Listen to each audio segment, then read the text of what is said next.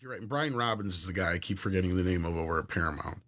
And he has flat out said that, like, if you think this is something that's going to offend you, then don't fucking watch it.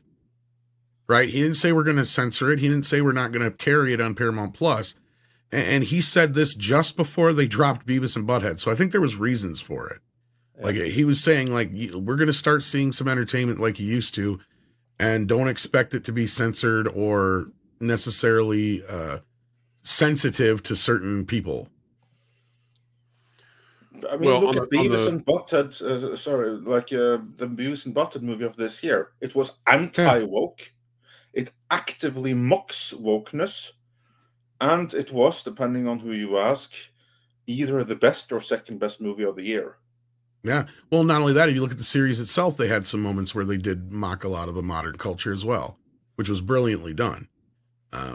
So, and in fact, this is the first time I've ever liked the interstitial video portions a little bit more than the episodes sometimes, which I know most people already did. So that's nothing new for them. But for me, that was a bit of a difference because, you know, the video thing got old after a while. You can only make fun of videos for so long. Once they started bringing in some of this other stuff, especially the YouTuber stuff, my God, was that a gold mine for hilarity and poking fun at this woke culture shit too at the same time. You know, the Beavis and Butthead stuff too gives me hope because they apparently are working on bringing back King of the Hill. Yes. And I just think that show would be primed for, I mean, my gosh, the amount of comedy that they could pull off of the culture war right now. And so I'm hopeful. The only thing that concerns me is I think that King of the Hill is owned now by Disney. So I'm not 100% on that either. I'm not 100% on it either because Mike might have made sure he owned certain things to where he can do whatever the hell he wants with it without Fox's approval. Well, now Disney's approval. I'm not 100% either, but because he made some mistakes with Beavis and Butthead that he said he would never make again, and one of them was signing away the rights to the characters. Now he has 50-50 ownership with MTV because of the finagling and dealing he's done since then. But on King of the Hill, I bet you up front he made sure he had control over those characters. Because in fact, Bobby Hill, grown-up Bobby Hill, supposedly makes a cameo in the Beavis and Butthead movie and is kind of supposed to be a preview of what he's going to look like in the new show. So allegedly, the idea that was shopped around was that Bobby moves back into the neighborhood near the hills, near Hank Hill. And so you get this clash between Bobby being influenced by the current culture and Hank being a traditionalist. And so that was where the humor was supposed to be derived. Oh my God, I love it already. Yes, it's like a modern take on All in the Family almost. Yeah, and I'm all for that, so long as Disney, you know, is not allowed to get in there and heavily influence it and moderate it. I don't want another situation like you had with Roseanne, where a show comes out in one direction and is completely modified. For right or wrong, I want a show that comes out and stays true to what its premise is. And so with King of the Hill, I just think there's so much that they could do right now that would make all of us laugh at ourselves. And that's what we need. We need the right to laugh at the left and the left to laugh at the right.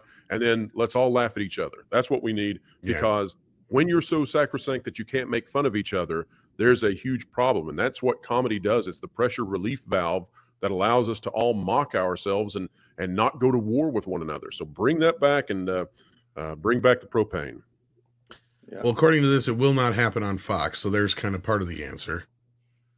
Well, of course, Fox Television and Fox Studios are two different things, but yeah. What I had heard was Hulu the last time. Now, this has been months ago that I heard anything about it, but Hulu was which technically would still be 20th Century Fox TV, right? Yeah, and I think it says here still part of the 20th century, but I think Mike has probably more control than he did over Beavis and Butthead. So, because now basically the way the rights go with MTV, it used to be MTV had full control over the characters. Now basically it's like a co-ownership, and they just basically get to profit off of any of the merchandise is what it is. But he has full control over the characters now, basically. And you can't really do them without him. I mean, without the voices. And that was one of the moments that I heard that really pissed him off is when they put them on Celebrity Deathmatch without his permission. And that's why he didn't do the voice for that. And that was one of the final straws that broke the camel's back for him. Because there is a version of Beavis and Butthead 2 that we will never see that is almost half done or something like that. They were in the process of making it when Mike had his fallout with MTV and Paramount. And yeah, so we'll never see it. In fact, I think it even got to the pencil test phase from what I remember reading. So it's called Beavis and Butthead Do the World. Yeah, I'm here to tell you that that Hank Hill did not sound right on the Celebrity Death Match. I am totally against that. Well, that's right. They had him on there too, didn't they? Yep. I would say he did not sound even close to normal. He sounded better right now than he did there.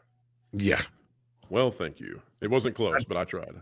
That's really close. Before they did the universe, they were supposed to go on a world tour and fuck up, like France and UK and shit like that. Yeah, you have it in the title that we're on part 3 right now.